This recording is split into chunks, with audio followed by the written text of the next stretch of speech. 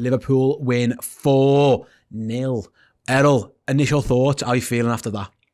You Mystic Meg, mate. I mean, you called it. We sat here. I asked you as soon as I come into the studio today, what's your score prediction? And you said it with your chest, and you stuck by it the whole way through. And the lads delivered, to be fair. Again, I still don't think we got out. Maybe in the... No, we probably didn't. We probably went down a gear, even if anything, after that Van Dijk goal. It was just like, right, we can literally take the foot off the gas now. The game's done.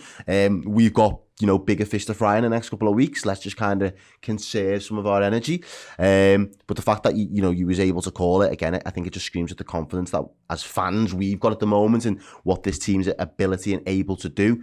And then also, obviously, the squad that Klopp put out today, that starting 11, I think it gave us that added confidence to say, yeah, he means business. We've gone pretty much full strength.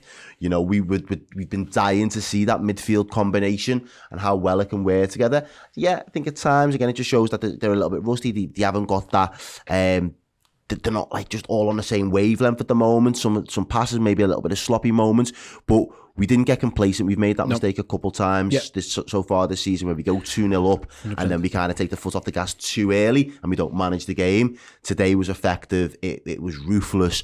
And to be honest with you, mate, we as I say, we didn't really get out of second gear for large parts. Liverpool in cruise control, like I say. Southampton had more than enough chances. Alisson Becker had to make a couple of good saves as well.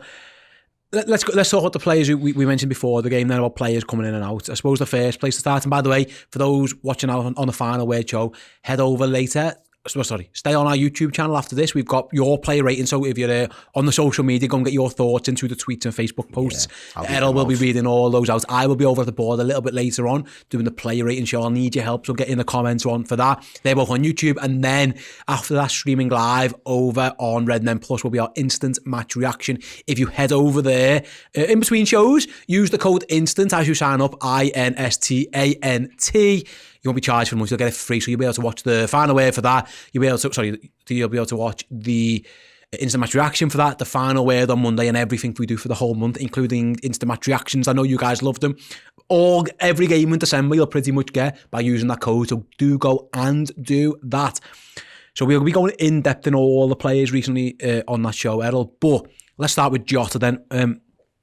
When we signed Diogo Jota, he's very much a fourth choice. Yeah. We've had debates. I was saying before, I'm pro Jota, you're pro Bobby, but there's no animosity. They're both very good. We both love both of them. Both, yeah.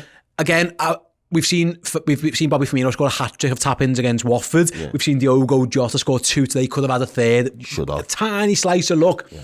What I would say is that I suppose when you're playing up front with this Liverpool team and those wingers and those fullbacks, if you can just get yourself in a good position in the middle of the goal, you've got a very, very good chance. We've seen Bobby do it against Watford, like I say, now we've seen Jota do it again. We're going to need him because obviously Bobby's out injured for a while.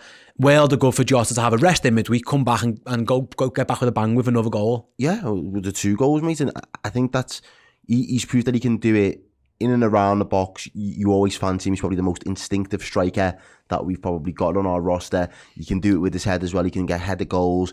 He's got a little bit of everything about him. The only thing that, as I say, he'll probably be kicking himself for is he should have had a hat-trick today. He had the most opportunities out of those forward today. I think he ended up with about 7 chances before he got took off. So he probably could have done a little bit better. I just really enjoy... When he's on, you're almost guaranteeing between him and Salah, there's definitely a goal. Yeah. On that pitch, sometimes we've been guilty of outgoing games, and sometimes when you do use Firmino in there, if he's having to do all the hard work and putting on all the hard yards and knit everything, you're kind of overly reliant on expecting the goals to come down that right hand side or to come from Salah. I know Mane does contribute, and he is in form at the moment, as you said, you read out before. 3 of the 4 top scorers of the league so far this season are wearing a red shirt, so I know all of us are pretty much in form. But Jota is the one for me where you can just say his goals per minute when he's on the pitch. You can almost guarantee that he's going to get, when he gets the chances, he pops up in the right areas to bury them.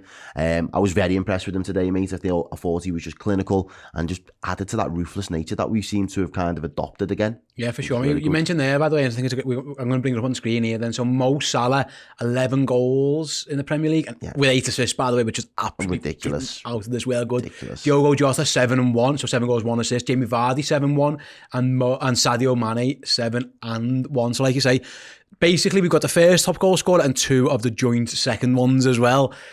That again, and then Bobby Firmino's not that much further down on this list as well. He's got 4-1, and bear in mind he's injured. Yeah. We're cooking on gas. I'm going to go to the Premier League table now just to show you that as well. Look at this. By the way, just before Liverpool are averaging 3 goals a game in the Premier League. 13 games played, 39 goals, 11 goals conceded. That means a goal difference of plus 28. Wow. We are on 28 points, just 1 point behind Chelsea on 29. They play Man United tomorrow. Man City have West Ham. They are in 3rd and 4th places respectively. Like, there are chances, both of those two teams drop points, there's chances they don't. Who knows? They're both we've done our job. They're 2 excellent sides, but all Liverpool have done, Liverpool have put down the marker. Here's what we've done. We've snotted the team 4-0. We've improved our goal difference. We've closed the gap to you, Chelsea. We've extended the gap over you, Manchester City. We've leapfrogged you. You guys, pressure's on you. We'll sit back and watch. Over to you, yeah. Put your feet up on the Sunday, have a roast and just watch. See how it all unfolds. I mean, I think it just goes to show how massively impacted we was when our defence went out the window last season, because you just think automatically your defenders are out, you think, oh, you're going to start chipping more goals, you might start losing games, all of that. But that period where we was threadbare in defence was probably the toughest period and our most barren period in front of goal. We couldn't buy a goal at times. The fact that he's been able to get the most important player back fit, getting a consistent run of games, the fact that he's been able to bring in other players in and around that to fill out that defence and give us the foundations to play our game on. The goals are coming from all over the pitch again, mate. Yeah. We are absolutely lethal at the moment. We're creating from open play. We're creating from set pieces. We're doing things again. This is like 17, 18 Liverpool in terms of the numbers and the games that we're playing. I don't think it's as rock and roll, but the outcomes and the score lines are almost identical in the way we're just swatting teams away and we're just giving them some heavy score lines and sending them back on the road. It's like abuse. You know what I mean, at this rate? And we are taking the piss, but what we really need to do now is marry this, I'd say 17, 18 goal scoring with our 18, 19 defence. You mentioned yeah, and I brought up on the screen here, so everyone who scored a goal for Liverpool so far this season, so in all comps, this is Mo Salah 17, Sadio Mane 9, Jota 8, Bobby 6, Taki 4, Keita and Origi 3, Hendo 2, Thiago 2, and then Fabinho, Trent, Van Dijk and Jones have all got 1 goal each. You mentioned it before, I always thought the front three are prolific, and Jita in the live show comments, one of our club legends, says, it's terrifying how we might have just have a 20 league goal player in addition to the other 2 20 league goal players in Mane and Salah, and we have. But I thought it was a great point there, El. Goals are being spread around. Thiago's got a couple in a couple of games. Now, there's Van Dijk getting his first of the season. We've got Henderson got a couple. Origi's got a couple off the bench or starting in the League Cup. Had a couple. 4, and then obviously Keita with his 3. Again, Fabinho's even got his. The goals are being spread around. We look just like, and we don't even have to play that well. Yeah. I've always thought in the past, like, we'd win those 4 and 5s against Arsenal, and we were just fucking out of this world good. Like, Liverpool have got more gears to go. We weren't amazing today. The stats show, like, actually, we had 20 shots and only 6 of those went on target, and of those 4 were goals. But of those 20, I reckon 2 or 3 should have been on target. There was a couple there, there was a couple of good blocks and stuff. And there was ones that didn't even get it to turn into a shot because the pass just wasn't right. But the chance in itself, XG would have probably said you should be scoring from that position. Exactly, mate. Again, I thought that's the encouraging thing. Like, Liverpool just won 4-0 against a half-decent team, and there's gears to go down. Like I say, we're going to do loads more on the next couple of shows. But before we head over to those, Errol, I just wanted your opinion on Thiago's game. We're going to speak about it more, obviously, but I think up and down is fair to say. A couple of bad moments, a couple of really good moments. I think it's unlucky that his goal was deflected because it was probably going in anyway. Yeah. But up and down. For me, in that respect, I think it just shows you exactly what we can expect from Thiago, and I think it gives Klopp a very good picture of the type of player that he is, and what do I need to get out of you for this Liverpool squad? Because I could don't really need the goals, but if you're going to be able to chip in, and when you probably haven't got a sweet striker of the ball in the rest of that midfield. I know the Ox can hit them, but he levers them, do you know what I mean? Henderson, he likes the careless, do you know what I mean? But the way he's got all of the technique, he's just got pure techers to be able to hit the ball and finesse it in any of the top bins or bottom bins that he needs to. I think he's probably just seen in his game, though, the little things that I think, we could do without you doing that, And if you can cut those out of your games, for our squad, you'll be more rounded. If you can move the ball a second or two a little bit quicker, you'd be better. Yep. So I think he's probably got a very good... I know he's getting a bit more run of games and stuff now, but I think he's at a point now where Klopp can actually think, right, how am I going to get the best out of you moving forward? And you've shown me a very good, I'd say, acid test of these are the elements that I like. They're the things that concern me. If we can work on cutting those out, then all the things that I like and your talent on top of that will mean we have got a very, very robust and solid midfield option for 100%, 100%. Like I say, guys, then keep an eye on the YouTube channel because Errol, in about 10-15 minutes time, will be reading out your reaction. So if you haven't already, get over to at the Red Men TV on Twitter. Get over on the Facebook page. We'll give your comment or in the live chat of that show as well if you're one of our YouTube members. I will then be back with the play rating show.